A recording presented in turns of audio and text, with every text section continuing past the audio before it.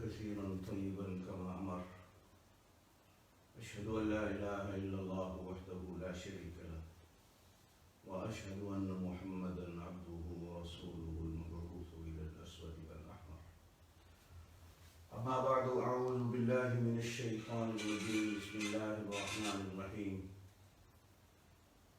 النبي أولى بالمؤمنين من أنفسهم وأزواجه أمهاتهم.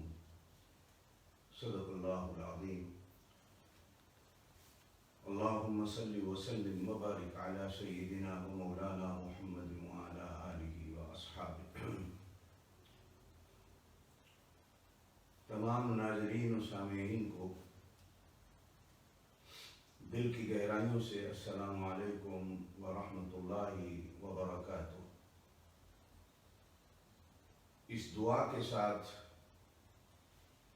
اپنی گفتگو کی ابتدا کرتا ہوں کہ آپ جہاں بھی ہیں اللہ پاک آپ کو ہر قسم کی آفت، بلا، پریشانی، بیماری، خاص طور پر کورونا سے اللہ آپ کی حفاظت فرمائے. اور ساتھ ساتھ یہ بھی دعا ہے کہ یہ ماہ مبارک رمضان المبارک جتنا گزر گیا ہے اللہ قبول فرمائے، اور جتنا باقی ہے ہم سب کو مکمل اور کامل رحمتوں کے ساتھ، برکتوں کے ساتھ اللہ پاک نصیب فرمائے. اور ہمارے وہ بہن بھائی جو ابھی تک اس مہینے کی رحمتوں سے محروم ہیں اللہ ان کو بھی مالا مال کر دے اور کسی کو اس مہینے کی رحمتوں سے محروم نہ کرے. ناظرین و سامعین، کہا جاتا ہے کہ رشتے آسمانوں پہ بنتے.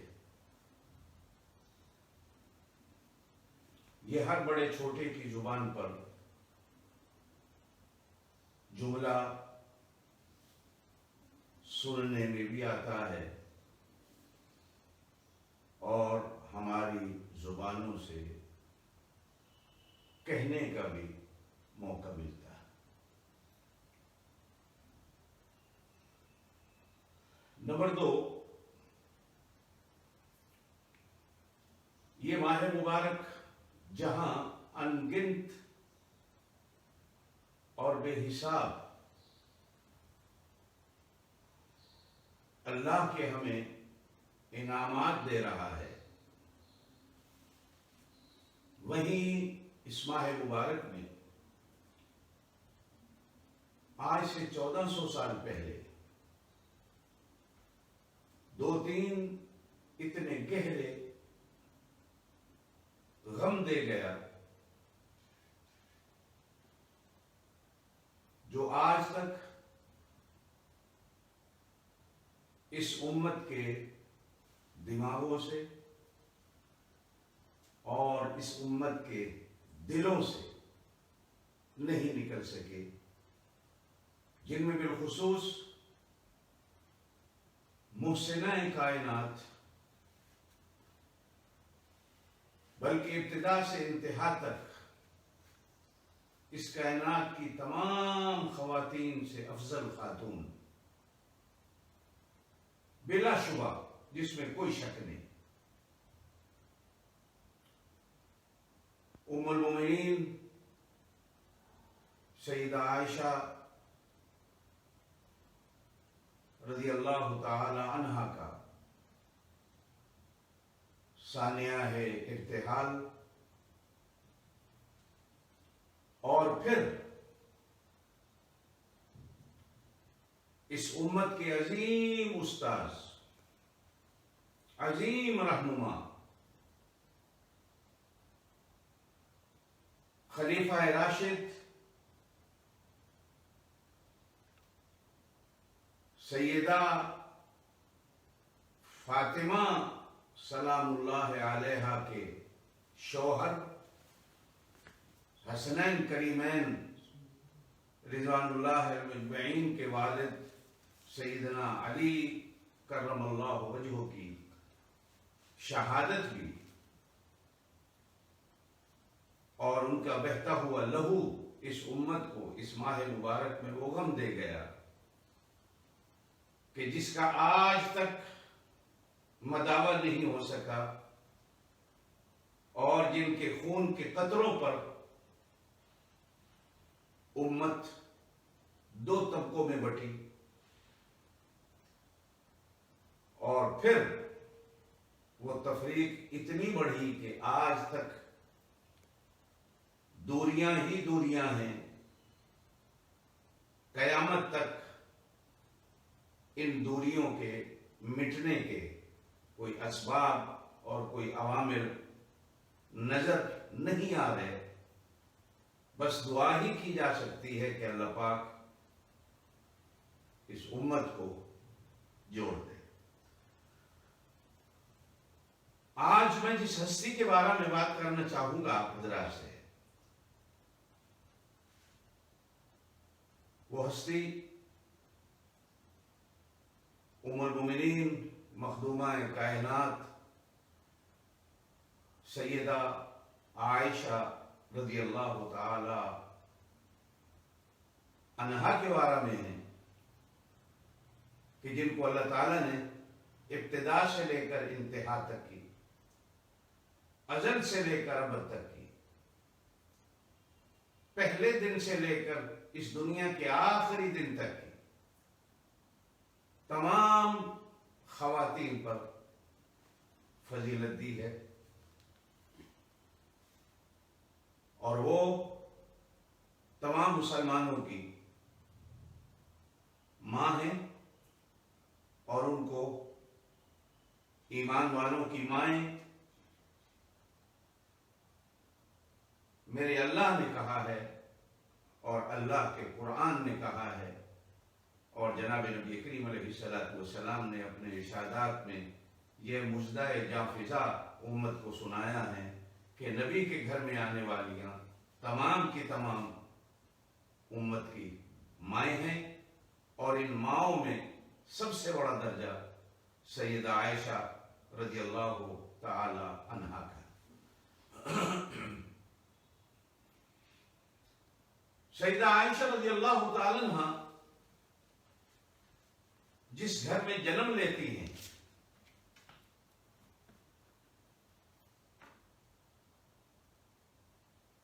وہ گھر، وہ خاندان تمام کا تمام مسلمان ہے، اور اس دار خیر کے اندر سیدہ عائشہ رضی اللہ تعالی عنہا کی ولادت ہوتی ہے۔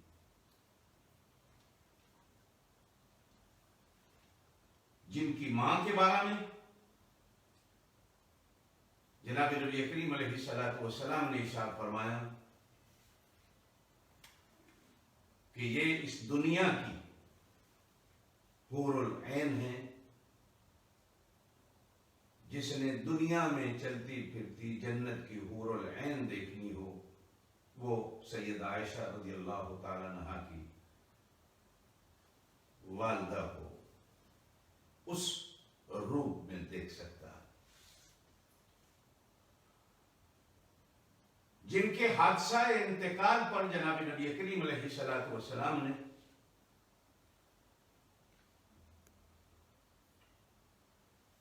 ان کی قبر پر کھڑے ہو کر اللہ سے ان کی بخشش اور مغفرت کی دعائیں مانگی، اور یوں التجا کرتے ہوئے فرمایا کہ اے اللہ، اس خاتون نے تیری راہ میں اور تیرے محبوب صلی اللہ علیہ وسلم کی محبت کی راہ میں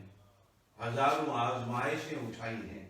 اللہ اس کی قبر کی زندگی کو آسان کر دے اور اس کی آخرت کی زندگی کو آسان کر دے، میں اس سے راضی ہوں، تو بھی اس سے راضی ہو جا۔ اور سیدہ عائشہ رضی اللہ تعالی عنہا کے والد گرامی جناب صدیق اکبر رضی اللہ تعالی عنہ، جن کے بارے میں کچھ کہنا میرا خیال ہے کہ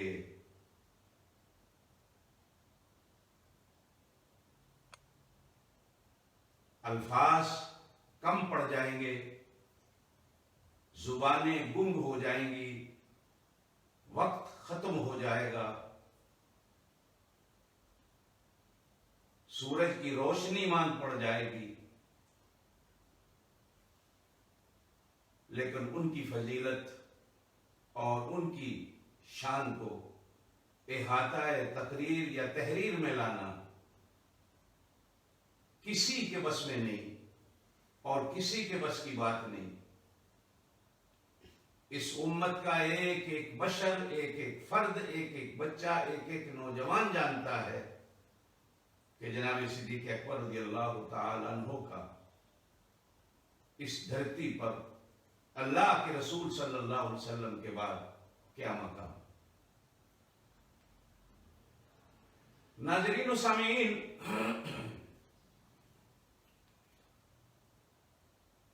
حضرت عائشہ رضی اللہ تعالی عنہا کا وجود اور آپ کا جناب نبی کریم علیہ الصلوۃ والسلام کے گھر میں آپ صلی اللہ علیہ وسلم کی زوجہ اور دلہن بن کر آنا، یہ آپ صلی اللہ علیہ وسلم کی نبوت کے دلائل میں سے بھی ایک دلیل ہے، اور حضرت عائشہ رضی اللہ تعالی عنہ کے فضائل میں سے فضیلت کا ایک مستقل روشن باب ہے۔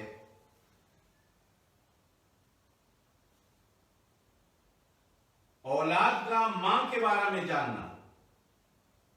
بہت ضروری ہے، اور یہ وہ ماں ہیں امت کی کہ جن کو ماں ہونے کا شرف میرے اللہ نے دیا ہے، جن کے ماں ہونے کے بارے میں گواہی اللہ کی ہو، تصدیق اللہ کی ہو، تو ان کے ماں ہونے کے بارے میں شک کرنا یا ان کی فضیلت کے بارے میں اچھی بچی کرنا یا تحریر و تقریر کے ذریعے کبھی زبان یا کبھی قلم کو استعمال کرنا، یہ اپنے ایمان کو ضائع کرنے کے مترادف تو ہو سکتا ہے، دین اسلام کی خدمت نہیں کہی جا سکتی، اس لیے کہ ان کو ماں نہ میں نے کہا ہے، نہ کسی عالم دین نے کہا ہے، نہ کسی پیر فقیر نے کہا ہے، نہ کسی شیخ نے کہا ہے، بلکہ ان کو ماں ہونے کی سند اور ان کو ماں ہونے کا درجہ رب العالمین، رب کائنات، الہ العالمین نے دیا ہے، اور قرآن کے برقوں نے اس سند کو محفوظ کیا۔ قرآن نے کہا النبی اولیٰ بالمؤمنین من انفسہم وازواجہ امہاتہم، نبی ہر ایمان والے کے لیے اس کی جان، اس کی مال، اس کی اولاد سب سے اہم مقام رکھتے ہیں، اور ساتھ ساتھ فرمایا کہ نبی کے گھر میں بیوی بن کے آنے والیاں وہ اس امت کی مائیں ہیں۔ پھر میں اپنی اسی پہلے والی بات کو شروع کروں کہ رشتے آسمانوں پہ بنتے، نہ آپ کے اختیار میں ہوتا ہے، نہ کسی اور کے اختیار میں ہوتا ہے۔ جوڑ کون بناتا ہے؟ وہ زمین و آسمان کا خالق و مالک میرا اللہ ہر انسان کا جوڑ خود منتخب کرتا ہے، اور پھر نبی کریم علیہ الصلوۃ والسلام کے جوڑ کے لیے اور رشتے کے لیے جس لفظ کو استعمال کیا گیا، جس جملے کو استعمال کیا گیا، وہ ازواج کا ہے۔ ایمان والی خواتین کو مومنات بھی کہا گیا ہے، مسلمات بھی کہا گیا ہے، فتیات بھی کہا گیا ہے، امراء بھی کہا گیا ہے، نساء بھی کہا گیا ہے. لیکن ازواج صرف اور صرف جناب نبی کریم علیہ الصلوۃ والسلام کے گھر میں بیویاں بن کے آنے والیوں کے لیے قرآن نے استعمال کیا. یہ پہلا شرط ہے اور اس شرط کا کوئی مقابلہ نہیں. ازواج زوجہ کی جمع ہے اور عربی لغت میں زوج زوجہ جہاں استعمال ہوتے ہیں وہاں لغت کے علماء نے جو معنی کیا ہے کہ زوج زوجہ کہلاتے ہی وہ ہیں کہ جن میں بہت ساری باتوں میں تشاکل ہو، تشابہ ہو، مشابہت ہو، برابری ہو، ایک جیسے ہوں، عادات میں، عبادات میں، اخلاق میں، دیانت، امانت، سخاوت میں، علم کو لینے اور دینے میں، وصول کرنے میں اور تقسیم کرنے میں، امت کی فکر میں. جہاں مشابہت پائی جاتی ہو کہ جس طرح زوج کو ان چیزوں کی فکر ہو، اسی طرح اس زوج کی زوجہ کو بھی ان چیزوں کی فکر ہو. جو ادائیں زوج کی ہیں وہی زوجہ کی ہوں اور جو فکر زوج کی ہے وہی زوجہ کی ہو. قرآن نے امہات المومنین کے لیے کئی جگہ بے شک دوسرے الفاظ بھی استعمال کیے ہیں لیکن اکثر مقامات پر جناب نبی کریم علیہ الصلوۃ والسلام کی گھر والیوں کو ازواج النبی کہہ کر مخاطب کیا. سورہ احزاب اس سے بھری پڑی ہے. سورہ تحریم اور کئی مقامات پر جناب نبی کریم علیہ الصلوۃ والسلام کے گھر میں آنے والیوں کو قرآن نے ازواج کے صیغے سے یاد کیا، جس سے معلوم ہوتا ہے کہ جناب نبی کریم علیہ الصلوۃ والسلام کی فطرت سلیمہ کو دیکھتے ہوئے اللہ تعالیٰ نے آپ کے جوڑ بھی وہی خواتین بنائیں کہ جن کی فطرت نبی علیہ الصلوۃ والسلام کی فطرت سے ملتی جلتی، جن کے اخلاق، جن کے عادات جناب نبی کریم علیہ الصلوۃ والسلام کے اخلاق اور عادات سے ملتے جلتے. اس لیے قرآن نے کئی مقام پر ان کے لیے ازواج کا صیغہ استعمال کیا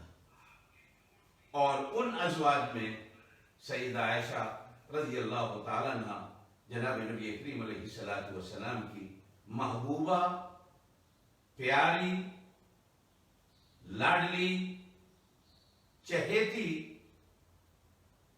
زوجہ ہیں جس میں کسی بھی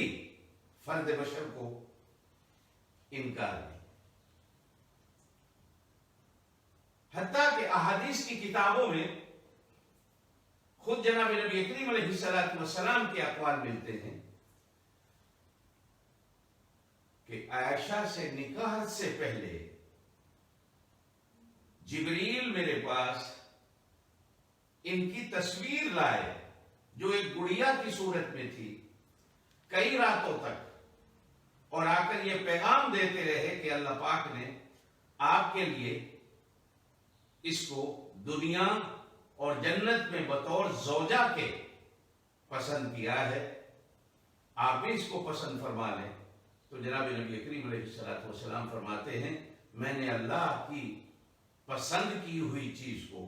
پسند فرمایا۔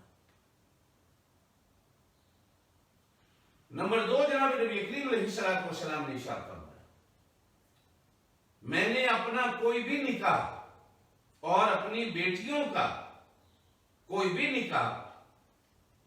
اللہ کے حکم اور اللہ کی مرضی کے بغیر نہیں کیا۔ اللہ نے کہا نکاح ہو گیا، حتیٰ کہ کچھ ازواج مطہرات تو ایسے بھی ہیں کہ جن کے نکاح اللہ پاک نے خود پڑھائے، آسمانوں پہ بیٹھ کر ان کا ذکر بھی قرآن پاک میں ملتا ہے۔ اور پھر ام المومنین سیدہ عائشہ رضی اللہ تعالیٰ عنہا کے بارے میں خود اللہ سے دعا مانگی کہ اللہ میں کیا کروں کہ میرا رجحان، میری محبت، میرا پیار، میرا تعلق دل سے مجبور ہوں کہ وہ عائشہ کے ساتھ زیادہ ہے۔ اللہ تو میرے دل کو جانتا ہے، یہ ناانصافی نہیں، لیکن میں کیا کروں کہ میرا دل قابو میں نہیں، کہ میرا رجحان قلبی جو ہے اور دل کا جو ایک رشتہ اور تعلق ہے وہ تمام ازواج مطہرات سے زیادہ خاتون سیدہ عائشہ رضی اللہ تعالی عنہا سے ہے۔ اللہ تو اس کو قبول کر لے، اور اگر کچھ ہے بھی صحیح تو اس میں مجھے معاف فرما دے۔ اور پھر احادیث میں یہ بات بھی ملتی ہے کہ جناب نبی کریم علیہ الصلوۃ والسلام نے خود ارشاد فرمایا کہ اس دنیا میں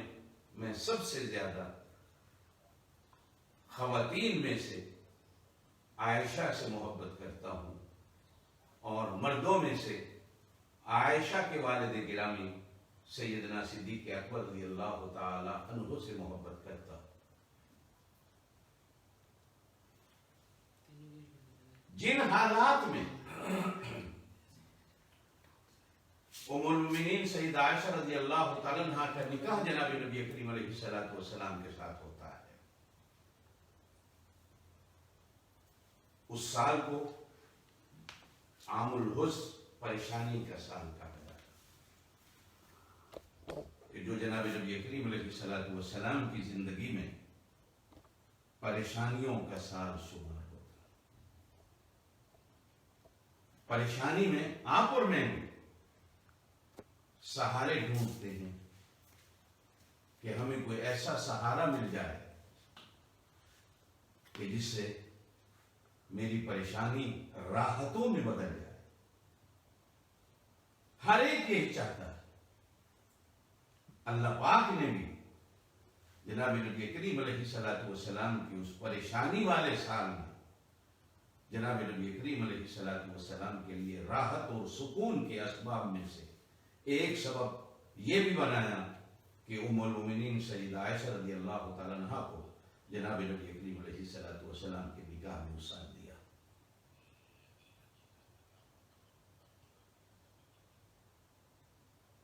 پھر جناب نبی کریم علیہ الصلوۃ والسلام انہی کے والد گرامی کے ساتھ ہجرت فرما کر مدینہ طیبہ میں تشریف لاتے۔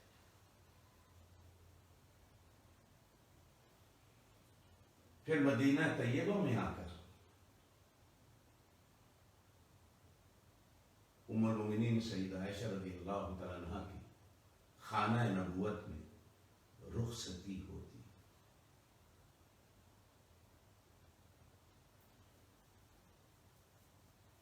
اور اس رخصتی کا پورا منظر، پورا واقعہ محدثین نے، مورخین نے، علماء نے بیان کیا ہے کہ رخصتی کا انداز کیسا تھا اور کیسے ہوئی۔ اور پھر اس رخصتی کے بعد جناب نبی کریم علیہ الصلوۃ والسلام کی زندگی میں اور آپ کے گھر میں اللہ پاک نے کیسے سکون اور راحتوں کو پیدا فرمایا، اور آپ صلی اللہ علیہ وسلم کی زندگی میں خوشیاں اور بہاریں جو گھر کی زندگی میں آئی ہیں۔ ایک بات ہمیشہ یاد رکھیے گا، میں نے پہلے کہا کہ حضرت عائشہ رضی اللہ تعالیٰ عنہا کی شادی، نکاح، یہ حضور پاک صلی اللہ علیہ وسلم کی نبوت کے دلائل میں سے ایک بڑی دلیل شمار ہوتی ہے۔ وہ اس طرح کہ 1,40,000 یا کم و پیش اس سے بھی زیادہ یا کم صحابہ کرام کی تعداد، اور آپ صلی اللہ علیہ وسلم نے برسر اعلان فرمایا صحابہ کرام سے کہ میری ہر وہ بات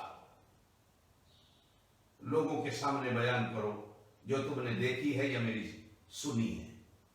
کسی بات کو چھپانے کی اجازت نہیں۔ یہی تو نبی کی زندگی ہے۔ اب نہیں اسی طرح چاہیے تھا کہ جناب نبی کریم علیہ الصلوۃ والسلام کی گھر کی زندگی، چونکہ آپ کی دونوں زندگیاں امت کے لیے نمونہ ہے، وہ باہر کی ہو یا گھر کی ہو۔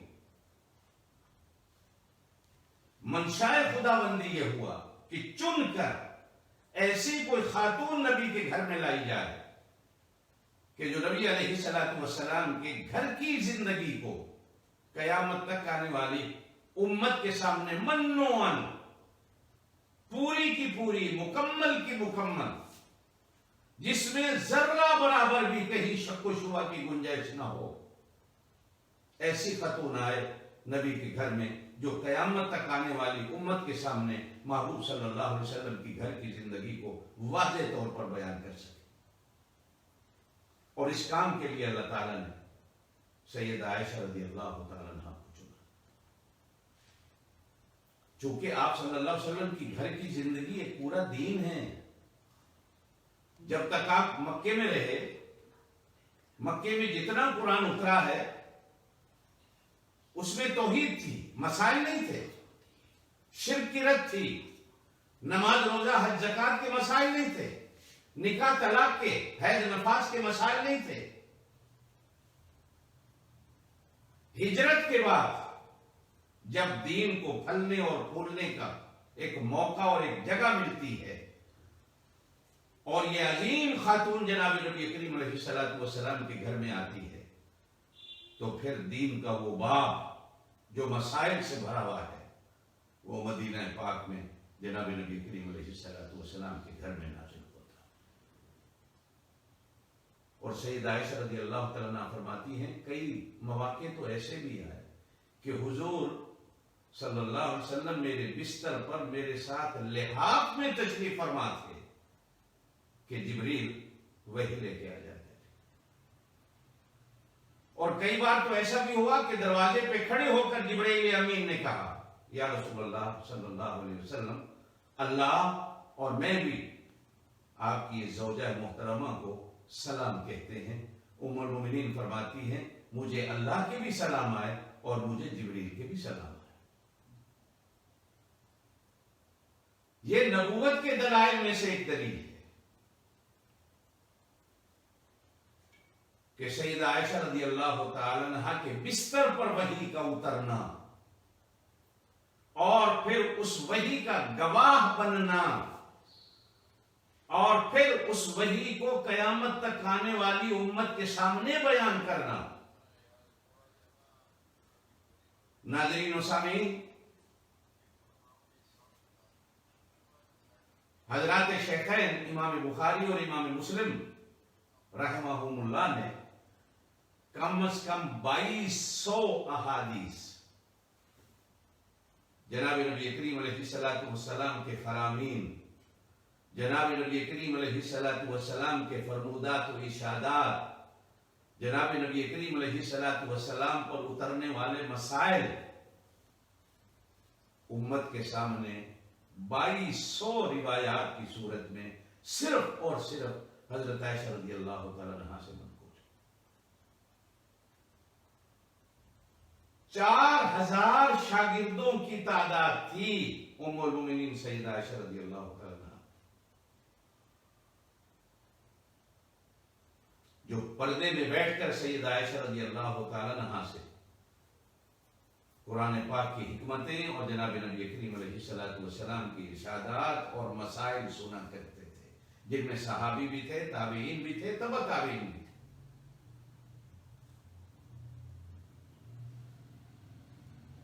40,000 کے قریب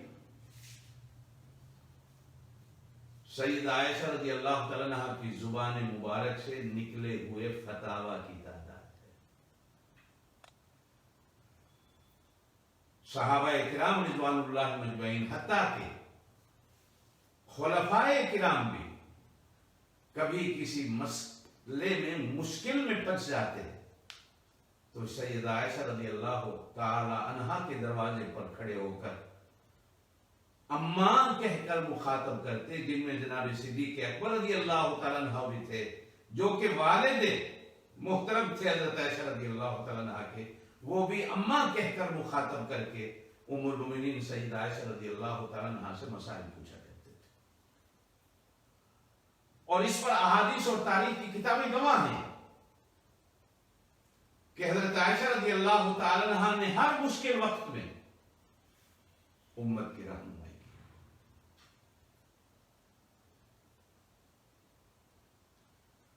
یہ جہاں علمی مقام اللہ نے حضرت عائشہ رضی اللہ تعالی عنہ کو دیا کہ وہ رسول اللہ صلی اللہ علیہ وسلم پر اترنے والے دین کی گواہ ہیں اور گھر کی پوری زندگی کی گواہ ہیں۔ یہ شرف کوئی کم نہیں، یہی تو نبوت کے دلائل میں سے ایک دلیل ہے کہ اللہ پاک کائنات سے چن کر ایک خاتون کو لاتے ہیں جو حافظے میں انتہائی درجہ رکھتی ہے، جو امانت میں، یادداشت میں، تفقع میں، علمی حیثیت میں، فکر میں، امانت اور دیانت میں اتنا بڑا مقام رکھتی ہو کہ وہ جناب نبی کریم علیہ السلام کی گھر کی زندگی کو اکیلی اور تنہا بیان کر لے۔ بے شک باقی امہات المومنین سے بھی روایات ملتی، لیکن امت کو جو استاد کا درجہ حضرت عائشہ رضی اللہ تعالیٰ عنہ نے دیا ہے،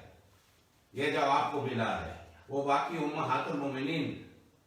سلام اللہ علیہن کو وہ نہیں دیا گیا اور نہیں ملا۔ یہ چناؤ میرے اللہ کا ہے۔ جہاں ان کا علمی مقام ایسا تھا جو اللہ نے دیا، وہی جناب صدیق اکبر رضی اللہ تعالی عنہ سے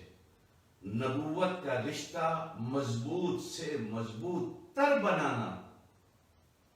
وہ بھی میرے اللہ کی منشا تھی جو اس نکاح اور اس شادی کے ذریعے ہوا۔ اس لیے کہ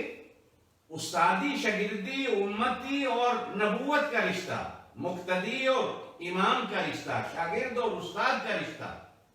بے شک یہ بھی بڑے رشتے ہیں، لیکن نبوت کا سسر کہلانا یہ وہ رشتہ ہے کہ جس کے بارے میں خود جناب نبی کریم علیہ السلام نے ارشاد فرمایا، میری امت کے نوجوانوں، جو اپنی بیٹی تمہارے نکاح میں دیتا ہے، رشتے میں وہ بھی تمہارا باپ کا درجہ رکھتا ہے، باپ کا درجہ رکھتا ہے، اس کا بھی وہی ادب و احترام ہے جس طرح تمہارے اس باپ کا ہے جس کے خون کے لوتھڑے ہوتے ہو تم، جس کے جسم کا حصہ ہوتے ہو تم۔ گویا کہ جناب نبی کریم علیہ السلام کے ساتھ اللہ پاک نے جناب ابو بکر صدیق رضی اللہ تعالیٰ عنہ کا یہ ایسا رشتہ جوڑا ہے جو پھر آگے چل کر بھی خاندان نبوت کے ساتھ امام جعفر صادق رضی اللہ تعالیٰ عنہ کا ننہال بھی ددھیال بھی رشتوں میں چلے جائیں تو دو طرح سے جناب صدیق اکبر رضی اللہ تعالیٰ عنہ کے ساتھ ان کا رشتہ جڑتا ہے. اور وہ خود فرمایا کرتے تھے کہ مجھے 2 دفعہ ابو بکر صدیق رضی اللہ تعالیٰ عنہ نے جنا ہے. میری 2 نسبتیں ان کے ساتھ جڑی ہوئی.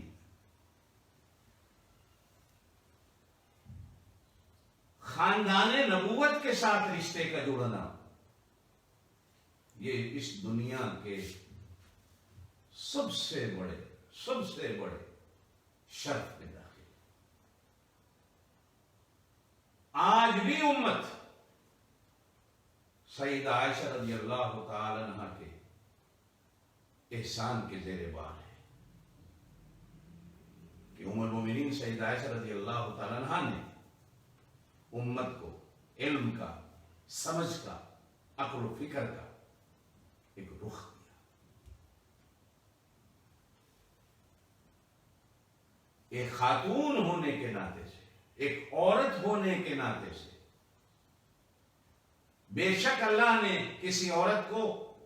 نبی نہیں بنایا، مقام نبوت پر سرفراز نہیں فرمایا، لیکن امت کا استاد ضرور بنایا. نمبر 3،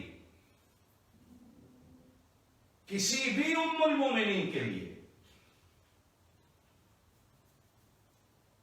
ان کی عزت و عظمت کے لیے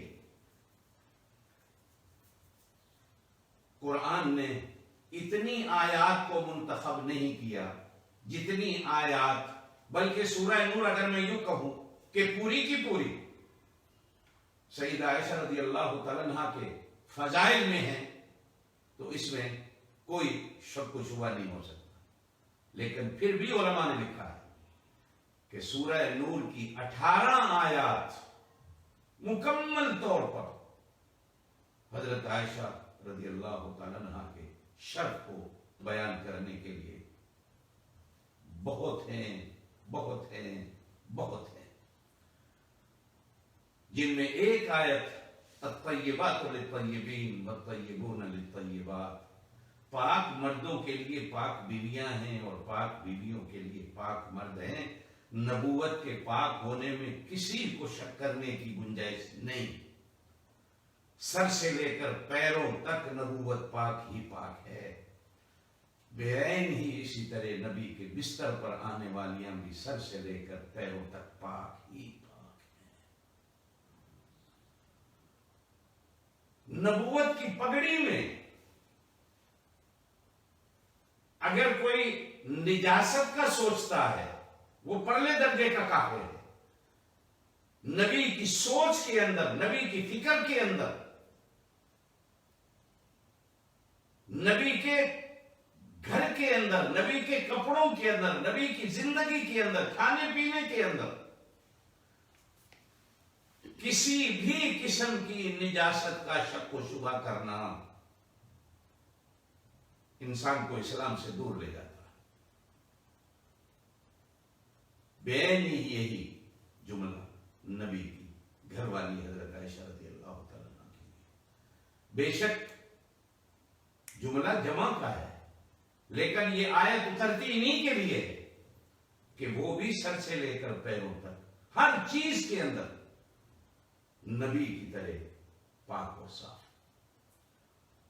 سیدنا عثمان غنی رضی اللہ تعالیٰ عنہ کا جملہ ملتا ہے. عرض کی یا رسول اللہ صلی اللہ علیہ وسلم، میں نے آپ کو قمیص کے ساتھ بھی دیکھا ہے اور قمیص کے اتارے میں بھی دیکھا ہے. میں نے آپ کے جسم اطہر پر کبھی گندی مکھی کو بیٹھتے نہیں دیکھا، مچھر کو بیٹھتے نہیں دیکھا. جو اللہ مکھی کو آپ کے جسم پر نہ بیٹھنے دے، جو اللہ مچھر کو آپ کے جسم پر نہ بیٹھنے دے، وہ اللہ آپ کے بستر پر کسی پلیت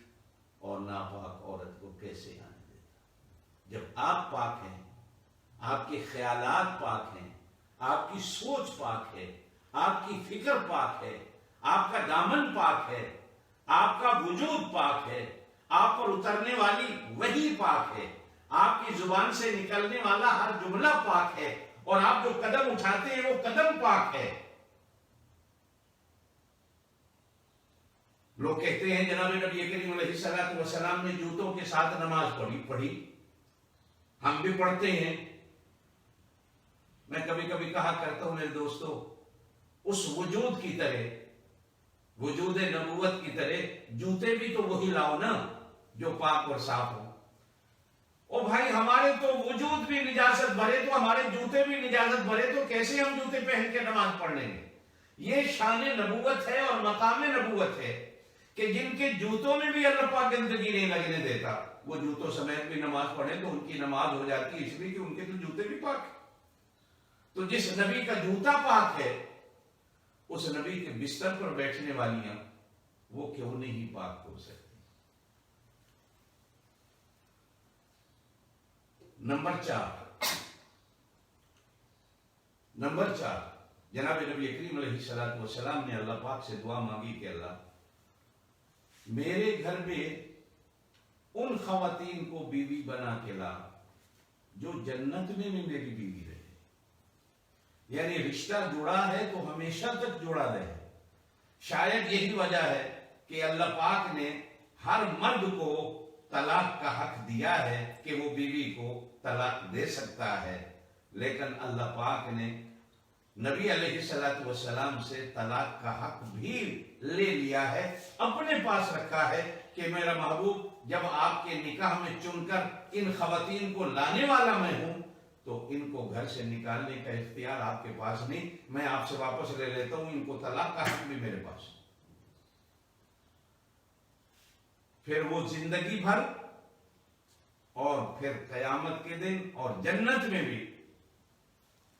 جناب نبی کریم علیہ الصلوۃ والسلام کی زوجہ اور بیوی کی صورت میں جنت میں رہیں گی۔ مولانا روم رحمۃ اللہ علیہ نے ایک واقعہ مسنوی میں لکھا ہے، اور بھی بعض علماء نے لکھا ہے، خاتون جنت حسنین کی اماں حضرت فاطمہ زہرا رضی اللہ تعالیٰ عنہ اور ام المومنین سیدہ عائشہ رضی اللہ تعالیٰ عنہ ماں بیٹی ہیں۔ یہ ماں بیٹی کا رشتہ ہے۔ میں حیران ہوتا ہوں کبھی کبھی اپنے ان مہربان دوستوں کی عقلوں پر کہ جو بیٹی کو بیٹی تو مان رہے ہیں لیکن ماں کو ماں نہیں مان رہے۔ ماں ماں ہے، بیٹی بیٹی ہے، یہ تو رشتہ ہے۔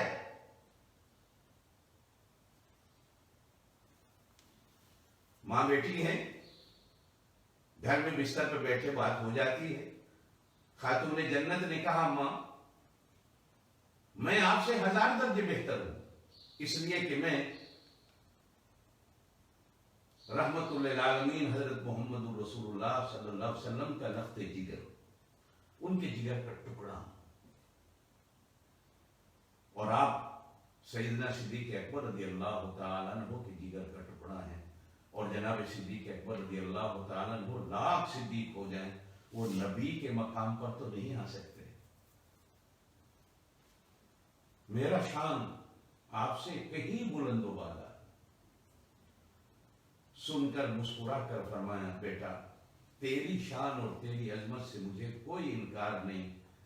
کہ میرے کروڑوں باپ ابو بکر صدیق جیسے ہو جائیں تو تیرے باپ کی عظمت کا مقابلہ نہیں، لیکن ایک بات میرا بیٹا یاد رکھنا کہ جنت میں تو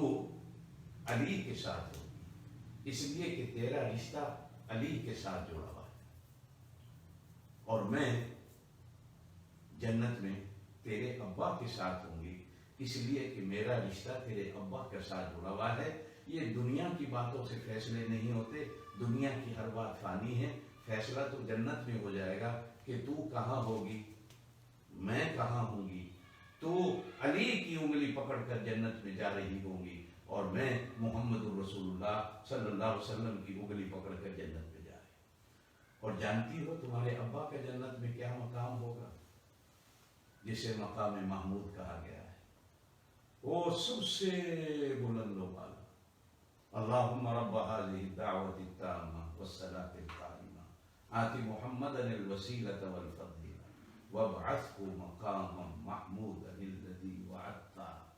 اللہ نے ان کے ساتھ مقام محمود کا وعدہ کر رکھا ہے، اور مقام محمود جنت کا سب سے بڑا اعلیٰ سے اعلیٰ مقام ہے، جس سے اعلیٰ مقام جنت میں کوئی نہیں۔ میں تیرے ابا کی انگلی پکڑ کر جنت میں جاؤں گی اور اس مقام محمود میں تیرے ابا کے ساتھ ہوں، فیصلہ تو وہاں ہو جائے۔ خاتون جنت حضرت فاطمہ الزہرا سلام اللہ علیہا نے گردن کو جھکا کر کہا اماں تیرے اس شرف کا مقابلہ میں فاطمہ نہیں کر سکتی۔ ناظرین و سامعین، سیدہ عائشہ رضی اللہ تعالیٰ عنہ کا جو جناب نبی کریم علیہ الصلوۃ والسلام کی نظروں میں اور دل میں مقام تھا، وہ کسی اور ام المومنین کو نہیں ملا، کسی اور ام المومنین کو نہیں۔ صرف ایک بات عرض کرتا چلو،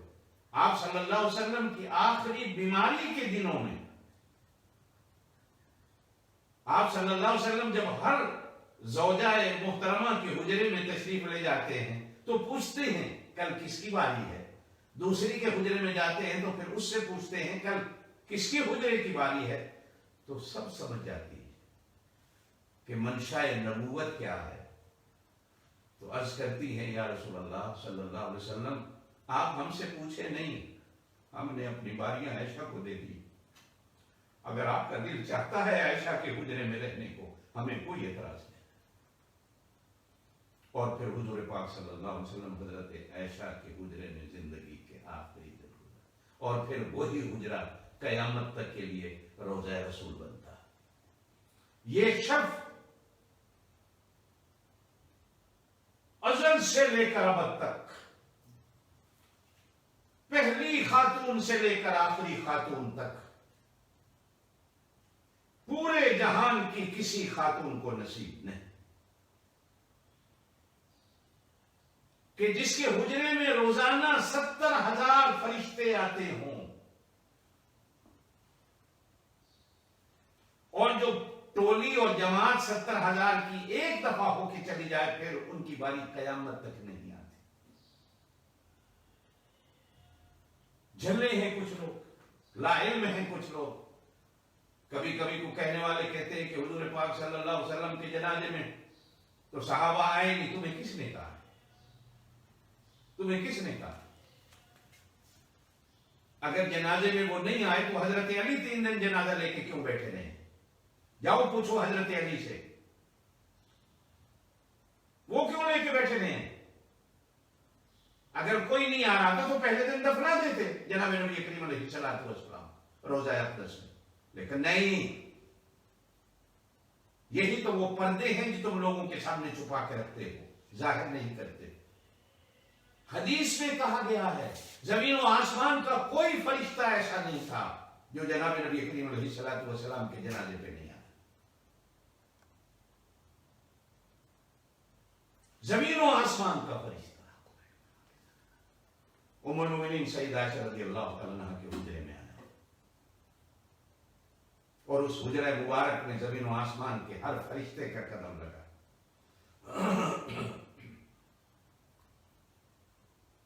صحابہ کرام جماعت در جماعت آتے رہے۔ سوال ہوتا ہے کہ جنازہ کس نے پڑھایا؟ ناظرین و سامعین، عرض کرتا چلا جاؤں، نبی کا امام کوئی نہیں ہوتا۔ نبوت نعوذ باللہ مر نہیں گئے تھے کہ ان کو امام کی ضرورت تھی۔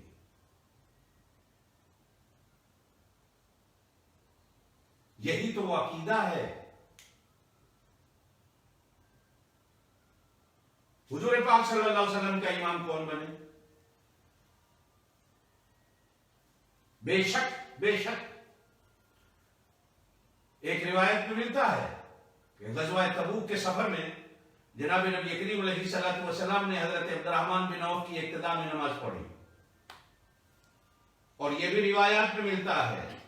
کہ بیماری کے دنوں میں جناب نبی کریم علیہ الصلوۃ والسلام نے جناب ابوبکر صدیق رضی اللہ تعالیٰ عنہ کے دامن کے ساتھ اپنے دامن کو لگا کر نماز پڑھی، اور ارشاد فرمایا کوئی نبی ایسا نہیں گزرا کہ جس نے اپنی امت کے کسی بہترین آدمی کے پیچھے نماز نہ پڑھی ہو، لیکن یہ شرف آپ کے اور میرے ہاتھ میں نہیں ہے، یہ اللہ کے ہاتھ میں ہے، اللہ جس کو چاہے دے دے، اور پھر وہ اشرا مبشرہ کہلاتے ہیں۔ تمام مورخین نے انسانوں کی پہلی جماعت جو جناب نبی کریم علیہ الصلوۃ والسلام کی نماز جنازہ کے لیے آئی ہے، ان میں خلفائے راشدین، خلفائے اربعہ کو پہلی صف میں کھڑے ہوئے دکھایا گیا۔ چھوڑو ان چیزوں کو، ڈر لگ رہا ہے کہ کہیں قیامت کے دن انہی باتوں پہ پکڑے نہ جاؤ۔ جلدی ہے امت، جنازہ کس نے پڑھایا؟ جناب بھائی، سب سے پہلا اعتراض تو حضرت علی پر ہوگا، کیسے چھوڑاؤ گے حضرت علی کو؟ وہ 3 دن جنازہ لے کے بیٹھے کیوں رہے؟ معلوم ہوتا ہے کہ ان کو بھی انتظار تھی کہ جب تک ابو بکر صدیق اور عمر نہیں آئیں گے اس وقت تک جناب نبی کریم علیہ الصلوۃ والسلام کو روضہ پاک میں دفن نہیں کیا جائے، اس لیے کہ اس امت کے بڑے تو وہ ہیں، اور امت نے انہی دنوں میں جناب صدیق اکبر رضی اللہ تعالیٰ عنہ کو امیر المومنین چنا، اور امیر المومنین کے ہوتے ہوئے جس کو چنا گیا جناب نبی کریم علیہ الصلوۃ والسلام کو روضہ اطہر میں کیسے اتارا جائے؟ یہ ذمہ داری حضرت علی کی تھی۔ میں کبھی کبھی کہا کرتا ہوں کہ حضرت علی کو چوتھا خلیفہ بنانے میں اللہ پاک کی یہی حکمتیں تھیں، یہی حکمتیں تھیں کہ اس کو گواہ بنانا ہے ان تینوں خلفاء کی خلافت کا، اور ان کے بغیر نہیں چل سکنا۔ وہ روضہ پاک جو حضرت عائشہ رضی اللہ تعالیٰ عنہ کا حجرہ مبارک تھا، 3 گز اس کا حدود اربع تھا، مربع کہہ رہے، 3 گز مربع۔ حضرت عائشہ رضی اللہ تعالیٰ عنہ فرماتی ہیں جن دنوں میں نے نماز نہیں پڑھنی ہوتی تھی، میں سوئی بھی ہوتی تھی تو جناب نبی کریم علیہ الصلوۃ والسلام تہجد میں کھڑے ہوتے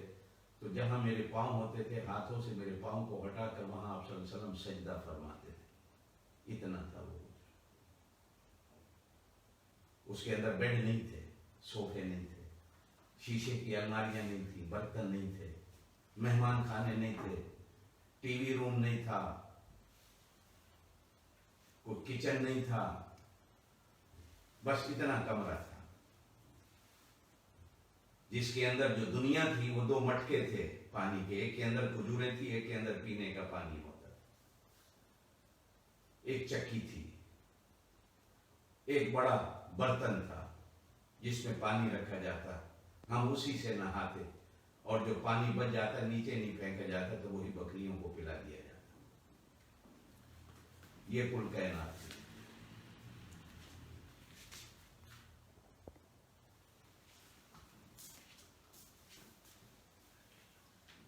ام المؤمنین سیدہ عائشہ رضی اللہ تعالیٰ عنہ جب اپنے شرف گناتی تھی نا تو ان میں یہ بھی ہوتا تھا کہ اللہ تعالیٰ نے میرے حجرے کو روضہ مقدسہ بنایا، میرے ہی حجرے کو آرام گاہ رسول بنایا ہے، میرے ہی حجرے کو ایمان والوں کی آنکھوں کی ٹھنڈک بنایا ہے۔ اللہ کی قسم ہے آج بھی جب بندہ مدینے جاتا ہے تو اس حجرہ مبارکہ کے گنبد خضرا کو اور دیواروں کو دیکھ کر جو دل اور آنکھوں کو ٹھنڈک پہنچتی ہے وہ تو ایمان والا ہی جانتا ہے، اور جن کے دلوں میں بغض بھرا ہوا ہو وہ کیا سمجھیں کہ ام المؤمنین سیدہ عائشہ رضی اللہ تعالیٰ عنہ کا مقام کیا ہے۔ خود فرماتی ہے میں نے خواب دیکھا کہ آسمان کا سورج ٹوٹ کر میرے حجرے میں آ کر گم ہو گیا، پھر میں نے خواب دیکھا کہ آسمان کا چاند ٹوٹ کر میرے حجرے میں آ کر گم ہو گیا، پھر میں نے دیکھا کہ آسمان کا کوئی بڑا ستارہ ٹوٹ کر میرے حجرے میں آیا ہے، گم ہو گیا۔ میں نے ان خوابوں کی تعبیر اپنے ابا سے چاہی، اس لیے کہ اس امت میں خوابوں کی تعبیر کا ملکہ جتنا اللہ نے حضرت ابوبکر صدیق کو دیا تھا کسی کو نہیں۔ تو میرے ابا میرے خواب کو سن کر خاموش ہو گئے، تعبیر نہیں کی۔ جب جناب نبی کریم علیہ السلام کا سانحہ وصال ہوا اور آپ میرے حجرے میں تشریف لے گئے تو اس دن میرے ابا نے کہا، عائشہ یہ تمہارے پہلے خواب کی تعبیر ہے، وَدَاعِيًا إِلَى اللَّهِ بِإِذْنِهِ وَسِرَاجًا مُنِيرًا، وہ چمکتا ہوا سورج جو تم نے خواب میں دیکھا تھا تیرے حجرے میں آ کر گم ہو گیا، وہ آج تیرے حجرے میں آ گیا۔ پھر آگے خاموش رہے۔ جب خود جناب ابو بکر صدیق رضی اللہ تعالیٰ عنہ کا وصال ہوا اور وہ میرے حجرے میں جناب نبی کریم علیہ السلام کے پہلو میں دفن ہوئے تو میں خود سمجھ گئی کہ یہ میرے دوسرے خواب کی تعبیر۔ اور پھر جب سیدنا فاروق اعظم رضی اللہ تعالیٰ عنہ کی شہادت ہوئی اور وہ میرے حجرے میں ان دونوں کے پہلو کے ساتھ لگ کر دفن ہوئے تو میں سمجھی کہ یہ میرے تیسرے خواب کی تعبیر۔ رضوان اللہ علیہم اجمعین، رضوان اللہ علیہم اجمعین۔ اللہ ہر مسلمان کو اس حجرہ مبارکہ کی زیارت نصیب کرے جو حضرت عائشہ رضی اللہ تعالیٰ عنہ۔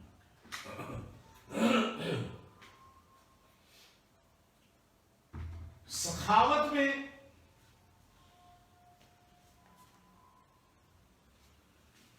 حضرت عائشہ رضی اللہ تعالیٰ عنہ کا جو مقام ہے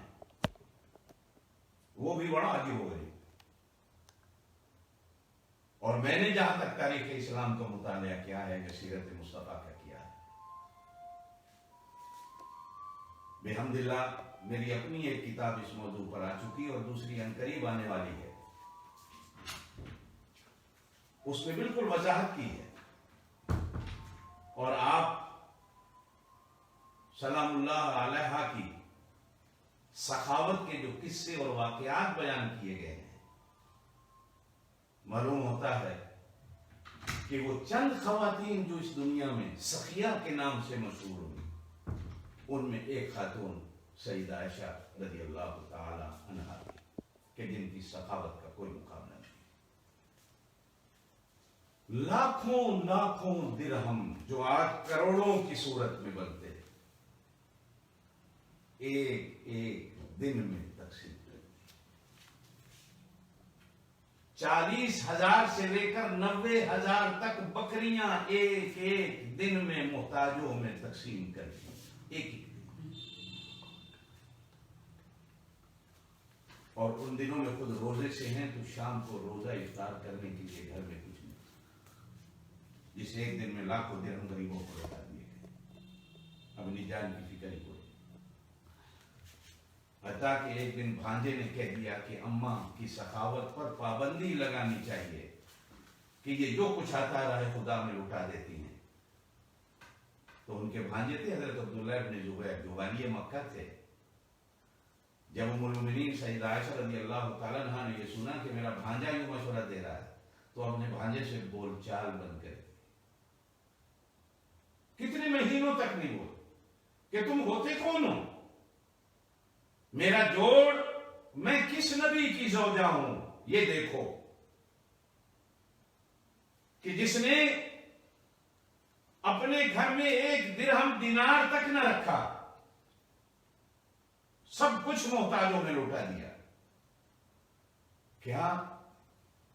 میں اپنے اس شرف کو مد نظر نہ رکھوں، میں بھی گھر میں جمع کروں، تم ہوتے کون ہو مجھے روکنے والے؟ جب دیکھا کہ خالہ نے بول چال بند کر دی ہے تو کتنے مہینوں کے بعد بڑے بڑے جلیل القدر صحابہ کرام کو سفارشی بنا کر ام المؤمنین سیدہ عائشہ رضی اللہ تعالیٰ عنہا کی خدمت میں آئے اور معافی کے خاص گار ہوئے۔ معافی ملی اس شرط پر کہ اس راہ میں کبھی رکاوٹ نہیں ڈالو گے، اس لیے کہ میرا سخاوت کا ہاتھ، یہ میں نے سب کچھ نبی کریم علیہ السلام سے سیکھا ہے کہ اپنی فکر نہیں کری، دوسروں کی فکر کرنی۔ ام المؤمنین سیدہ عائشہ رضی اللہ تعالیٰ عنہا کی اپنی اولاد نہیں تھی، اللہ نے نہیں دی۔ یہ بھی ایک بڑی عجیب بات ہے، اتنا پیار، اتنی محبت نبی کریم علیہ السلام سے، لیکن اللہ نے نہیں دی۔ تو حضرت عبداللہ ابن زبیر کے نسبت سے اپنے آپ کو ام عبداللہ کہلاتی. یہ بھانجے تھے، حضرت اسما کے بیٹے تھے. حضرت اسما بڑی بہن تھی حضرت عائشہ رضی اللہ تعالیٰ. آپ نے چاروں خلفاء کا زمانہ خلافت دیکھا، چاروں خلفاء کا. یہ جو جنگ جمل کے نام سے ایک تاریخ نے قصہ بیان کیا ہے، دیکھیں اگر میں اپنا نقطہ نظر بیان کروں، میں ہوتا کون ہوں بیان کروں، کیا پدی کا شوربہ. ہم تو اپنے بزرگوں کے نقش قدم پہ ہیں، لیکن اگر حقائق کی طرف آتے ہیں تو قرآن کہتا ہے رحماء بینہم، وہ آپس میں بڑی مہربان تھے، کبھی نہیں لڑے. وہ کافروں سے لڑتے تھے. تاریخ کہتی ہے وہ آپس میں لڑتے رہے. حضرت علی اور حضرت فاطمہ کی بھی جنگ ہوئی. یہ تو تاریخ نے کہا ہے. اور تاریخ لکھنے والے کون ہیں؟ انسان ہیں. اور انسانوں میں بھی میں آج ایک بات کروں کہ تاریخ اسلام کے مصنفین میں سے اکثر اہل سنت سے تعلق رکھنے والے نہیں، جنہوں نے گھڑ گھڑ کر روایات صحابہ کرام کی عظمت کو داغدار کرنے کے لیے گھڑی اور بنائیں، قصے بنائیں، کہانیاں بنائیں، جن میں یہ بھی ایک قصہ اور کہانی ہے. قرآن کہتا ہے نہیں لڑے، اللہ کہتے ہیں نہیں لڑے، تاریخ کہتی ہے لڑے. اب آپ کی مرضی ہے، میری مرضی ہے، تاریخ کے پیچھے جاؤں یا قرآن کے پیچھے جاؤں. ہاں ہم مانتے کیوں ہیں کہ ہمارے بزرگوں نے کہا ہے یہ ہوا، ہمارے بڑوں نے کہا ہے یہ ہوا. لیکن بڑوں نے ان وجوہات کو بھی بیان کیا. وجوہات کیا تھی؟ لڑائی کس نے کی؟ نہ حضرت علی نے کی، نہ حضرت عائشہ نے کی. منافقین جو چاہتے ہی نہیں تھے کہ امت ایک رہے، اور آج بھی ان کی ضروریت یہی چاہتی ہے کہ امت ایک نہ رہے، امت ایک نہ رہے. آپ کو بھڑکائے، ان کی کوششیں کامیاب نہیں ہوئی. ماں بیٹا پھر بھی شیر و شکر رہے، ماں بیٹا پھر بھی شیر و شکر رہے، تعلقات بحال رہے ہیں. اگر جنگیں ہوتی تو پھر تعلقات بحال نہ رہتے. لیکن بہرحال ہم مانتے صرف اس لیے ہیں کہ ہمارے بڑوں نے کہا ہے، اور جہاں بڑوں کی عقل جاتی ہے وہاں ہم لوگوں کی عقلیں نہیں پہنچ پاتی. ذہن ہے ٹھیک ہے، ذہن کہتا ہے نہیں، قرآن کی مانی ہے، قرآن کہتا ہے نہیں لڑے، آپس میں بڑے مہربان، اور بڑے ہمارے ہم سے بھی زیادہ قرآن کو سمجھنے اور جاننے والے. ہم کیا اور ہماری باتیں کیا. خیر، آپ نے چاروں خلفاء کا زمانہ کیا، اور چاروں خلفاء کے زمانہ خلافت میں درسگاہ آباد رہی. اگر اس اختلاف کو مان بھی لیا جائے تو بھی حضرت علی نے بھی اس درسگاہ کو بند نہیں کیا، وہ درسگاہ آباد رہی. پیاسے اپنی علم کی پیاس کو بجھانے دور دراز سے آتے تھے، اور وہ اپنی علمی پیاس کو بجھا کے جاتے. نبی کریم علیہ السلام کی عمر مبارک میں 63 سال ہوئی. جناب صدیق اکبر رضی اللہ تعالیٰ عنہ کی عمر مبارک بھی 63 سال ہوئی، اور اکثر مورخین نے لکھا ہے کہ سیدہ عائشہ رضی اللہ تعالیٰ عنہ کی عمر بھی 63 سال. حضرت ابو ہریرہ رضی اللہ تعالی عنہ نے نماز جنازہ اور جنت البقیع میں خاتون جنت کو باقی تمام امہات المومنین کے ساتھ دفن کیا. آج بھی لاکھوں زائرین روزانہ صبح شام ان کی قبر پر سلام پڑھنے کو حاضر ہوتے ہیں. اللہ ہمیں بھی حاضری کی توفیق دے، اور اپنی ماں کے قدموں میں کھڑے ہو کر ان کو سلام عقیدت پیش کرنے کی توفیق دے. ماں ہے، حلالی بن کر اپنی ماں کی عظمت کو جانو. ماں کے شکوے حلالی اولاد نہیں کرتے. حلالی اولاد ماں کی عزت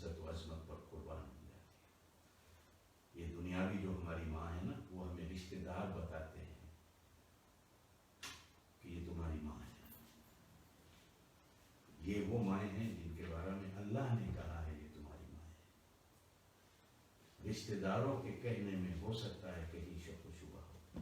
لیکن اللہ کے کہنے میں کہیں شک و شبہ کی گنجائش نہیں۔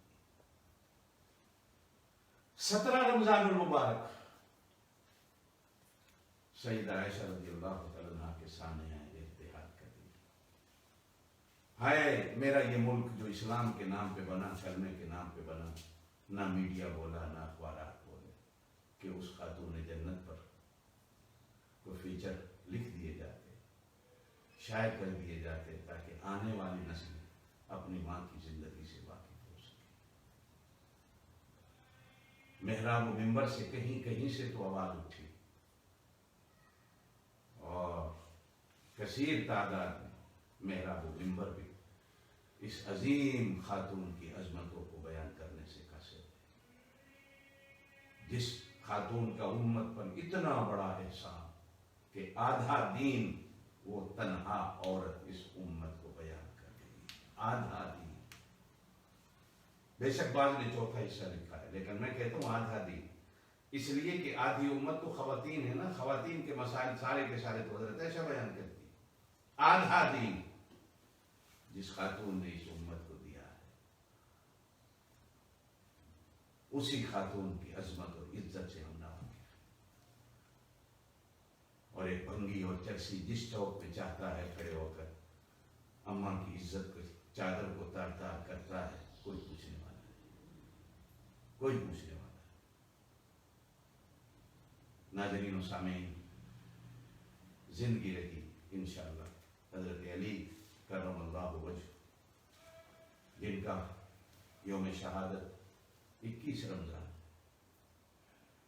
انشاءاللہ اس پر بھی کچھ باتیں عرض کروں گا۔ اللہ پاک آپ کو مجھے اپنی اس ماں کی عظمت اور عزت کی